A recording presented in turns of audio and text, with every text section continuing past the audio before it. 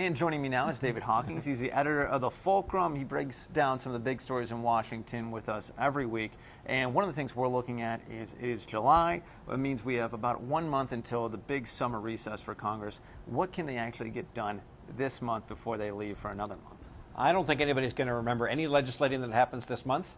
The news of the month probably is going to be Robert Mueller's testimony before Congress next week. That's the thing that people will remember. But sort of just off camera, the preliminaries are getting more than preliminary now. A big budget crisis that's looming in the fall in three different pieces. Usually this is a three-way debate between the Republicans in Congress, the Democrats in Congress, and the President. This time it's more like a five-way debate because the Democrats are split between their moderates and their liberals. The Republicans are split between the defense hawks and the budget hawks. And the President himself, as a professional negotiator, is trying to keep his bargaining position way up in the air until the last possible minute. Yeah.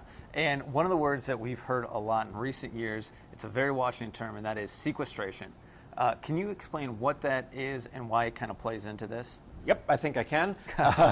So as I say, budget crisis looming in the fall comes in three stages. The first one, we think we just got through a government shutdown in the winter. There's actually the potential for a government shutdown at the end of September unless the regular budget gets handled.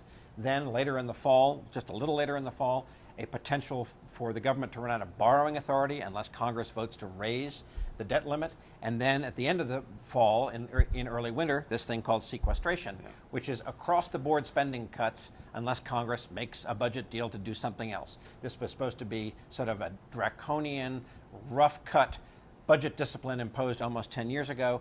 Congress has never actually lived under it. Every year they've wriggled out of it, but they're a long way away from wriggling out of it this time because, as I say, there's so many different players, so many different points of view, and as I say, it's all going to have to get done probably as one big deal. Regular budget, debt, sequestration. Right, and we think it seems like such a long time from now, but when you look at the congressional calendar, it's really not that much. That's right. As you say, they're here for a month. They're supposed to take most of August off. That sometimes doesn't happen, but it usually does.